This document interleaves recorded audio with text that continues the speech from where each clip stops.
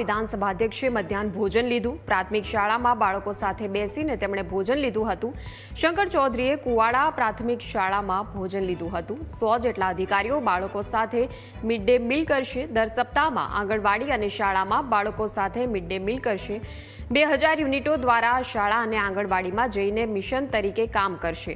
સાંસદ Geniben Thakor, collector, DDO પણ હાજર રહ્યા હતા।